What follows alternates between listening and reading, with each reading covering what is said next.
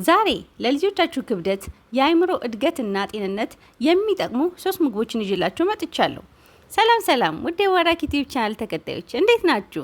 እንኳን ለትንሳኤ በዓል በሰላም አደረሳችሁ። ለበዓል ምግብ ስታዘጋጁ ለልጆቻችሁ ብቻ በመቀነስ እነዚህን 3 ምግቦችን ማዘጋጀት እንችላለን። ምግቦቹን ከእንቁላል፣ ከፍየል ስጋና ከዶሮ ስጋ ያዘጋጇቸው ናቸው። የመጀመሪያው እንቁላል ማዘጋጀት እንቁላል፣ ሩዝ፣ ብሮኮሊ፣ ዘይት ተጠቅሜያለሁ። በመጀመሪያ ሩዛችንን በደንብ አድርገን እናጥበዋለን።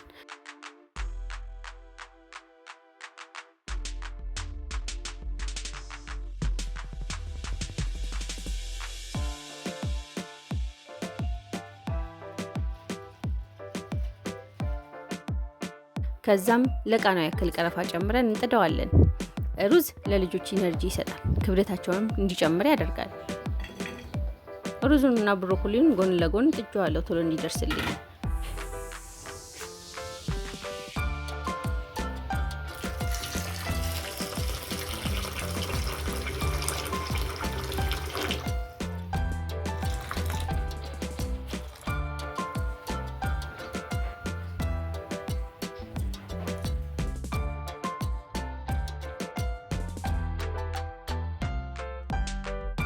ከዛም ሲበስልልን እናወርደዋለን።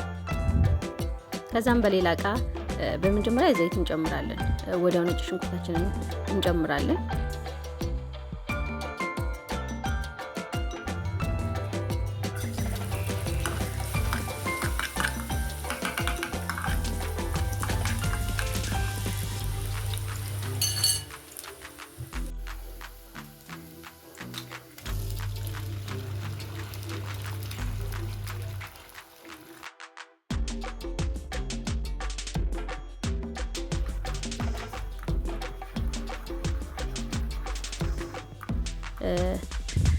ከዛም በላዩ ላይ ብሮኮሊያችንን እንጨምራለን። ትንሽ ሲበስል አውርደን የሚበቃንን ያህል ሩዝ ቀንሰን አብረን እንቀላቅለዋለን።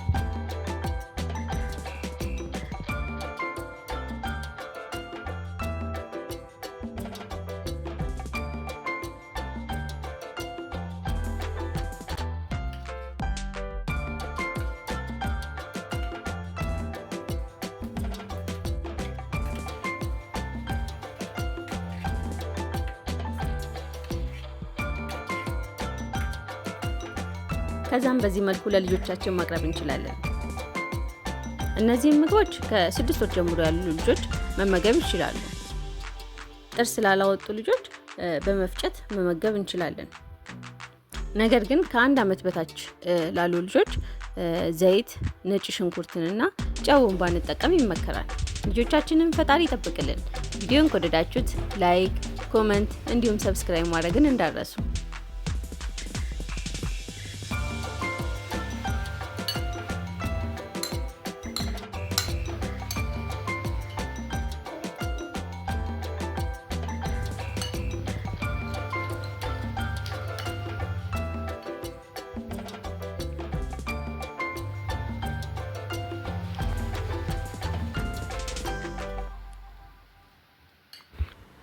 ሁለተኛው የፍየል ስጋ። ይህንን ምግብ ለማዘጋጀት የፍየል ስጋ፣ ኦሊቭ ኦይል፣ ነጭ ሽንኩርት፣ ሩዝና እርድ ተጠቅሜያለሁ። በቅድሚያ የፍየል ስጋውን አጥበን ለአመጋገብ እንዲመቻቸው አድርገን አድቅቀን የከተፍነውን ስጋ እንከትና ለማብሰል ትንሽ ውሃ እንጨምራለን። ምክንያቱም በተቻለ መጠን ለልጆች የምንሰራውን ምግብ ባናቁላላው ይመከራል። በውሃ ብቻ ማብሰል ብዙ የጤና ጥቅሞች አሉት። የፍየል ስጋ ለህፃናት እድገት ጠቃሚ የሆነ ፕሮቲን አለው። በውስጡም ያለው አይረን ለአይምሮ እድገት ጠቃሚ ነው። ያለው ስብ ወይም ደግሞ ፋት ከሌሎች ስጋዎች አንፃር ዝቅ ያለ ስለሆነ በጣም ጠቃሚ ስጋ ነው።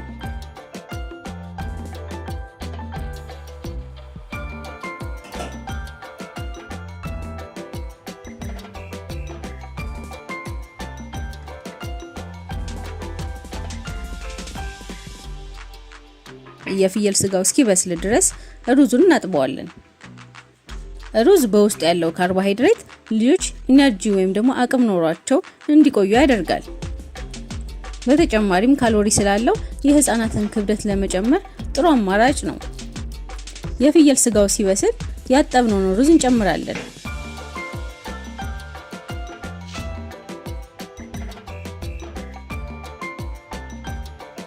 ከዛም ትንሽ እርድ እንከታለን።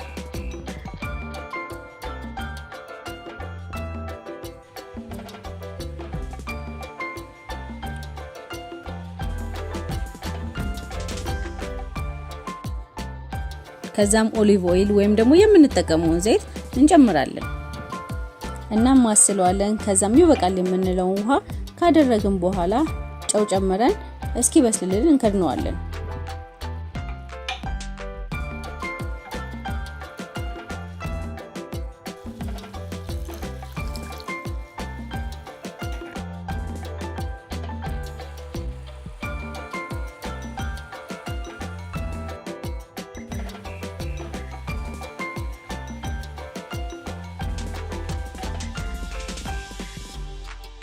ከዛም ሲበስልልን እስኪበርድ እናስቀምጠዋለን።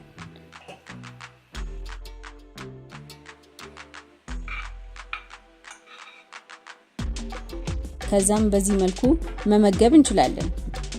እዚህ ጋር ልብ ማለት ያለብን ነገር ይህ ምግብ ከ6 ወር ጀምሮ ላሉ ልጆች ይሆናል።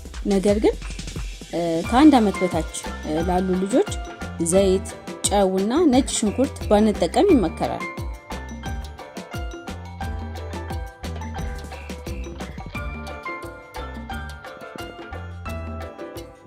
የመጨረሻው ወይም ሶስተኛው የዶሮ ስጋ በደንብ መታጠብ አለበት። እኔ በደንብ አጥቤ ለ20 ደቂቃ ዘፍዝፌ ነው ያዘጋጀሁት።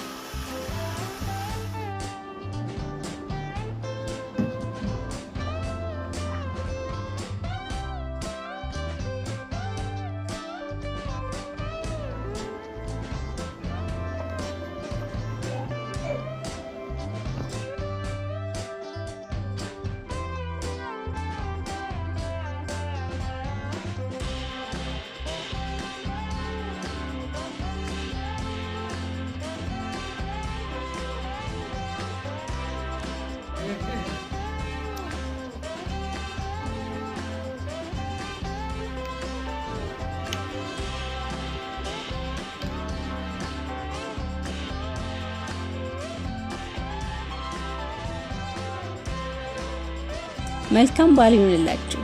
ልጆቻችንን ፈጣሪ ይጠብቅልን። ቪዲዮን ከወደዳችሁት ላይክ፣ ሼር፣ ኮሜንት እንዲሁም ሰብስክራይብ ማድረግ እንዳትረሱ።